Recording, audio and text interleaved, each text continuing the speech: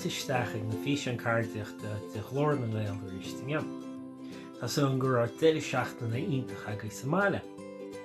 Sean tionscnamh bhfuil me go líonga líbinne ná Puipéad, maicinn si bisio is na Moscabeg seo. Siad anéis go leidena, ní thóg seach cúpla na madarí, fáin lom.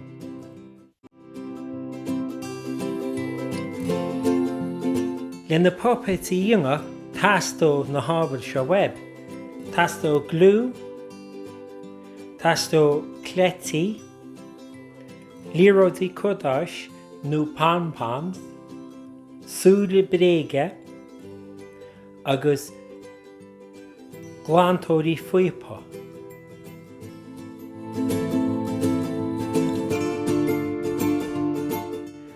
A chéad chéim, fá an glantóir Puipéad agus an líróid chodáis nó pom-pom.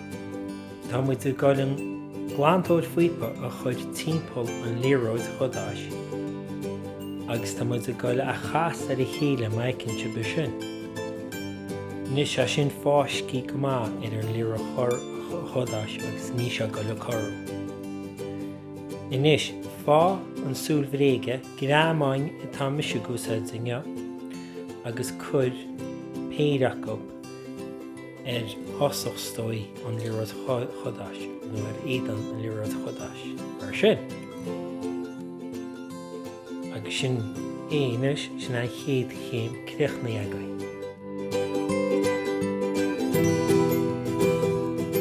An dána céim, tastó an glú agus an cléiste web i seo.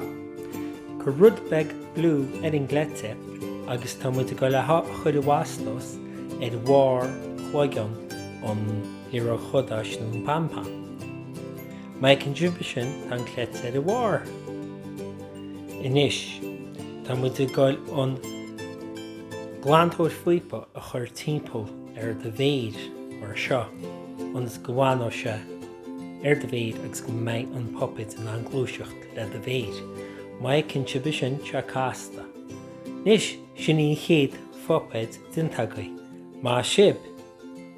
Nis tá mo gáil cúpla ceann eile a go seo dionga agus sin strór céanna a bhhainis i leanó sib.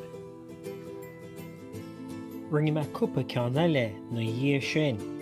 Maicinn sib tá chead cíne sin is féidir líb sprí agus drama agus choulúirt ar a gcuisníonna lo. Bain triail le Ceardaíocht le Pádraig againn.